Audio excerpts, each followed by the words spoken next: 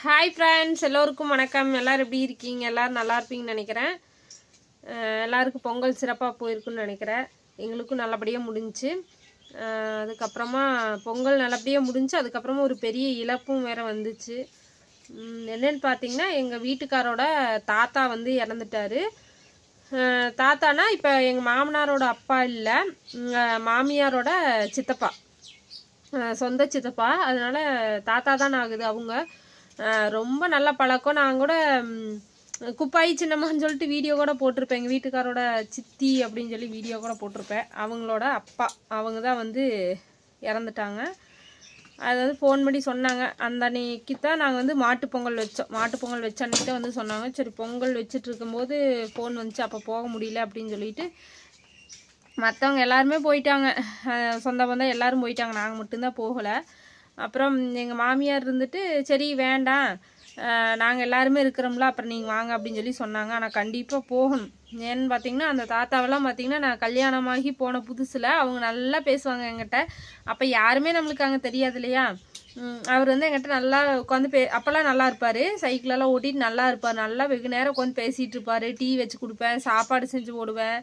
ஆனால் சாப்பாடு வந்து ஒரு நாளைக்கு ஒரு வேளை 2 வேளை தான் சாப்பிடுவார். அதுக்கு மேலே சாப்பிட மாட்டார். சும்மா அந்த வரட்டியே குடிச்சிக்கிட்டு இருப்பார். கேட்டே இருப்பார். நானும் சூடு பண்ணி கொடுத்துட்டு உட்காந்து நியாயம் பேசிகிட்டு இருப்பார் என்கிட்ட ரொம்ப நேரம். அப்போல்லாம் வந்து டச் ஃபோனும் கிடையாது என்கிட்ட, பட்டன் ஃபோனு தான் இருக்கும். ஃபோனும் அதிகமாக யார்ட்டையும் பேச மாட்டேன். இப்போவாது ஃப்ரெண்ட்ஸ் எல்லாம் நிறைய பேர் இருக்கிறோம், பேசுகிறோம், நம்பரெல்லாம் வாங்கிட்டோம். ஆனால் அப்போல்லாம் நம்பரும் இருக்காதா, யார்கிட்டையும் அதிகமாக பேசவும் மாட்டேன். டைமும் போகாது. அவர் வந்து உட்காந்து நியாயம் பேசிகிட்டே இருப்பார். எப்படா வருவாருன்னு எதிர்பார்த்துட்டு இருப்பேன். அப்புறம் வந்தாருன்னா நியாயம் பேசிட்டு ஜாலியாக உட்காந்துட்டு இருப்போம். டீ தான் கேட்டே இருப்பார், வச்சு கொடுப்பேன். நல்லா எங்கிட்டையும் பேசுவார். நல்லா பேசிட்டு ஜாலியாக இருக்கும். அப்புறம் ஏதாவது குழம்பு இல்லைன்னா கூட வந்து வாங்கிட்டு போவார். அவர் தனியாக தான் இருப்பார். அந்த ஆயா இல்லை, அவங்க பொண்ணுங்க 2 பேர் இருக்காங்க, தனித்தனியாக இருந்தாங்க. அவர் தனியாக இருப்பார். வெறும் சாப்பாடு வச்சுட்டு வந்து, ஏங்க இங்கேயே வந்து சாப்பிட்டுங்க தாத்தா அப்படின்னு சொல்லி சொன்னோம்னா, இல்லை எத்தனை டைம் இங்கேயே சாப்பிட்றது, உங்கள் மாமனார் ஏதாவது சொல்லுவாங்க அப்படின்னு சொல்லிட்டு குழம்பு வந்து வாங்கிட்டு போவார் கப்பில். அதாவது வயசானவங்க இருந்தாலும் அது ஒரு மாதிரி நல்லாயிருக்கும். அவங்க உட்காந்து பேசிட்டு கொஞ்சம் ஒரு மாதிரி தனியாக இல்லாத மாதிரி கொஞ்சம் கலகலன்னு வீடு இருக்கிற மாதிரி இருக்கும். அப்படி இருக்கும், நல்லா பழக்கம். இப்போ கொஞ்ச நாளைக்கு முன்னாடி கூட சீரியஸாக இருக்காருன்னு சொன்னாட்டி போய் பார்த்துட்டு பணம் கையில் கொடுத்துட்டு ஸ்நாக்ஸ் எல்லாம் வாங்கி கொடுத்துட்டு பார்த்துட்டு தான் வந்தோம். லாஸ்ட்டாக அடையாளமாக நல்லா கண்டுபிடிச்சிட்டாரு. வா எப்போ வந்தா என்னை கேட்டாராம்மா, கேட்டாங்கன்னு வேற சொல்லியிருந்தாங்க. அப்புறம் நான் போய் பார்த்துட்டு வந்து நல்லா பேசினார். அப்போ கொஞ்சம் ஒரு அளவுக்கு இருந்தார். அதுக்கப்புறமா கூட இப்போ 2-3 மாதம் நல்லா இருந்துட்டார். அப்புறம் இப்போ ரொம்ப சீரியஸாக இருக்கிறாருன்னு சொன்னாங்க. அப்புறம் இந்த மாதிரி ஆயிடுச்சு. நான் எதிர்பார்க்கவே இல்லைங்க ஃப்ரெண்ட்ஸ். கால் வந்துச்சு, போகவே இல்லை. அதனால் இன்றைக்கி போகணும். இப்போ கிளம்பி போயிட்டு பார்த்துட்டு அவங்க பொண்ணுங்கள்லாம் இருப்பாங்க. 2 பொண்ணு தான் அவங்களுக்கு. அது ஒருத்தர் ஈரோட்டில் இருக்கிறவங்க அங்கே கிளம்பி போயிட்டாங்களாம்மா. குப்பாய் அத்தை வந்து அங்கே போயிட்டாங்களாம்மா.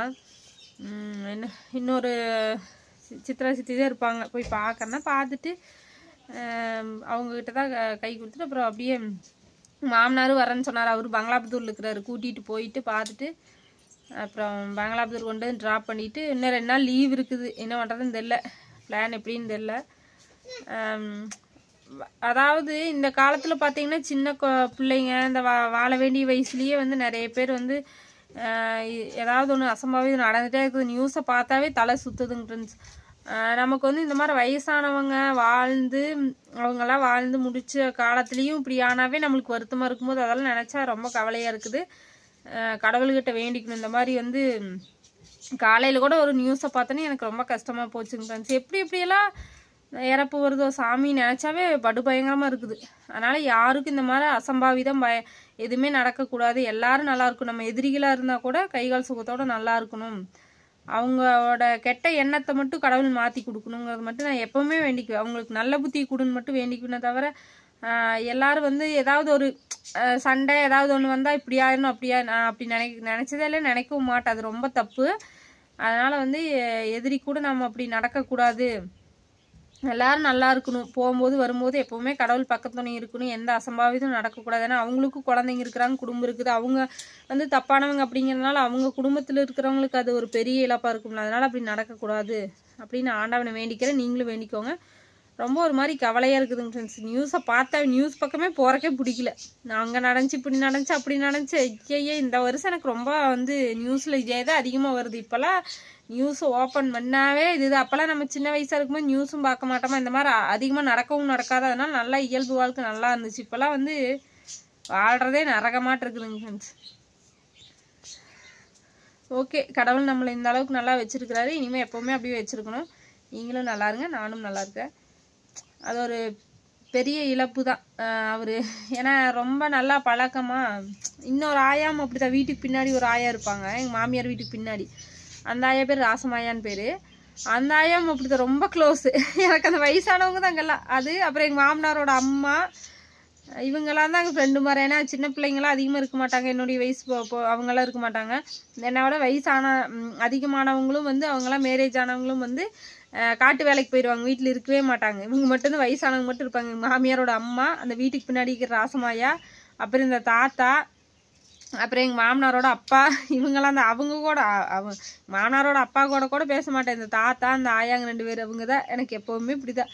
ஒவ்வொரு வீடாக போய் உட்காந்துக்குவேன். இல்லைன்னா அவங்க வந்து வந்துடுவாங்க. நான் வீட்லேயே இருந்தேன்னா கூட டிவி பார்த்துட்டு ஒரு சில நாள் டயர்டாக இருக்குது அப்படின்னு படுத்துனா கூட பாப்பா பாப்பா கலைவாணினாலும் சொல்லவே தெரியாது, பாப்பான்னு தான் கூப்பிடுவாங்க. பாப்பா பாப்பா அப்படிம்பாங்க. இல்லைன்னா சத்தி கொண்டாட்டி வரலையா, வா என்ன பண்ணுற, வீட்டுக்குள்ளேயே என்ன பண்ணுற அப்படின்ட்டு கூப்பிட்டு கலகலன்னு பேசிட்டு இருப்பாங்க. அந்த ஆயாவுக்கும் அப்படிதான். திடீர்னு என்னால் நம்பவே முடியலைங்க ஃப்ரெண்ட்ஸ். நல்லா இருப்பாங்க. 2 கிலோமீட்டர் நடந்து போய் ரேஷன் கடையில் பொருளெல்லாம் வாங்கிட்டு வருவாங்க. தலையில் அவ்வளோ பெரிய சால் வச்சு தண்ணி கொண்டு வருவாங்க. அந்த வயசுக்கு அப்படி ஒரு ஆக்டிவாக இருப்பாங்க அந்த ஆயா. அந்த ஆயாவெல்லாம் இவரு கூட உடம்பு சரியில்லாமல் போய் கொஞ்ச நாள் படுத்திருந்து இப்படி ஆயிடுச்சு. அந்த ஆயாவெல்லாம் அவ்வளோ நல்லா இருப்பாங்க, ஆக்டிவாக அப்படி இருந்தது. எப்படி திடீர்னு நைட்டெல்லாம் நல்லா ஃபுல்லாக சாப்பிட்டு, மட்டன் தான் அதிகமாக சாப்பிட்டு தூங்கிட்டாங்களாம்மா. அப்புறம் காலையில் எழுந்திரிக்கவே இல்லை அப்படிங்கிறாங்க. என்ன நடந்துச்சு ஏது நடந்துச்சுன்னு தெரியலைங்க ஃப்ரெண்ட்ஸ். அந்த ஆயாவெல்லாம் இருந்தால் இன்னும் 10-30 வருஷத்துக்கு இருந்திருப்பாங்க. நல்லா அப்படி தனியாக சாப்பாடு செஞ்சு சாப்பிட்டு அந்த மாச பணத்தை வச்சு செலவு பண்ணிவிட்டு அவங்க பிள்ளைங்க பசங்க வந்தால், பேரம்பேத்திக்கு வந்தால் இதை கொடுக்கறத சேர்த்து வச்சுட்டு, ஆனால் காட்டு வேலைக்கெல்லாம் போவாங்க. கலக்கா உரிக்கிறதுக்கு, வெங்காயம் ஆயிருக்கு, இந்த மாதிரி வேலைக்கெல்லாம் போவாங்க. போனாலும் அப்படி ஆக்டிவாக இருப்பாங்க. அவங்களாம் ஒவ்வொருத்தரும் இதாகவும் நம்மளுக்கு ஒரு மாதிரி இருக்குது. அந்த ஊருக்கு போனாவே அப்படியே ஒரு அமைதியாக இருக்கிற மாதிரி இருக்காங்க. அங்கே ஒவ்வொருத்தரும் கூப்பிட்டு பேசினாங்கன்னா அது ஒரு நல்லா இருக்கும். அந்த மாதிரி இதுவே நம்மளால தாங்க முடியலிங்கும் போது நினச்சி பாருங்க. இப்போ காலையில் அந்த நியூஸை பார்த்தோன்னே எனக்கு ரொம்ப சங்கடமாக போச்சு. எதுக்கு தான் நியூஸை ஓப்பன் பண்ணணும் அப்படி. காலையிலேருந்து நியூஸை ஓப்பன் பண்ணிட்டு 2-3 நியூஸ் அதே மாதிரி தாங்க ஃப்ரெண்ட்ஸ் வந்துச்சு.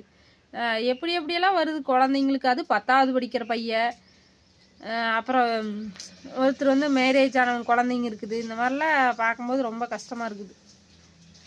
ஓகேங்க ஃப்ரெண்ட்ஸ், இதுக்கு மேலே வந்து இந்த இயலில் எதுவுமே அந்த மாதிரி அதிகமாக நம்ம பார்க்கவும் கூடாது, நடக்கவும் கூடாதுன்னு நினச்சிக்கலாம். எல்லோரும் நல்லா இருப்போம், நல்லா இருக்கலாம். இப்படி நடந்துச்சுனாவே கோவிலுக்கு போயிட்டு வந்தால் தான் நம்மளுக்கு நல்லாயிருக்கு. இல்லைன்னா ஒரு மாதிரி கஷ்டமாகவே இருக்கும். எனக்கு அப்படி. நீங்களாம் எப்படி அப்படின்னு சொல்லி மறக்காமல் கமெண்டில் சொல்லிடுங்க. அப்புறம் எங்கள் அம்மாவும் ஸ்கூலுக்கு போயிட்டாங்க. இன்றைக்கி எம்ஜிஆர் பிறந்தநாள் கொண்டாடுறதுக்காக சக்கரை பொங்கல் வச்சு குழந்தைங்களுக்கெல்லாம் கொடுத்துட்டு சாமி கும்பிட்டு வரேன்னு சொல்லி கிளம்பியாச்சு. நாங்களும் இப்போ ரெடி ஆகிட்டு போயிட்டு பார்க்கலாம். நைட்டி சேல் பண்ணுறதுக்கு அங்கே ஒரு கடை இருக்குது, அங்கே கேட்டு பார்க்கணும். அவங்க தைப்பாங்க. அங்கே போய் கேட்டு பார்த்துட்டு அதுவும் பண்ணலான்ட்டு இருக்கிற பார்க்கலாம். இன்றைக்கி டைம் இருந்துச்சுன்னா எல்லாம் நடக்கும். ஓகே, நான் அடுத்த வீடியோ எந்த ஊர்லேருந்து என்ன வீடியோ போடுறேன்னு பார்க்கலாம். ஆராதனை குட்டி ரெடி ஆயிடுச்சுங்க. ஆராதனா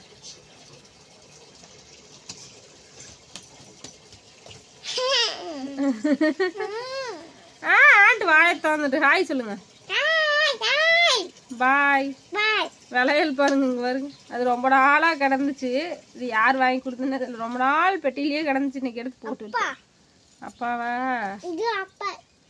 நம்ம சின்ன வயசாக இருக்கும்போது போடுவோங்களா அந்த விலையில், பிளாஸ்டிக் மாதிரி டப்புன்னு உடையுங்களா அது. அதனால எல்லாத்தையும் போட்டுவிட்டேன். ஓகே பாய், அடுத்த வீடியோவில் பார்க்கலாம். மறக்க முடியாத ஒரு அவங்க இருக்கும்போது ஒரு மாதிரி, அவங்க இல்லாதப்ப அங்கே போனோம்னா அந்த வீட்டை பார்த்தாவே வெறிச்சோடி கிடக்கு. ஒரு மாதிரி கஷ்டமாக இருக்கு. இந்த மாதிரி வாழ்ந்து எல்லாத்தையும் அனுபவிச்சுட்டு போனாங்கன்னா பிரச்சனை இல்லை. Okay bye.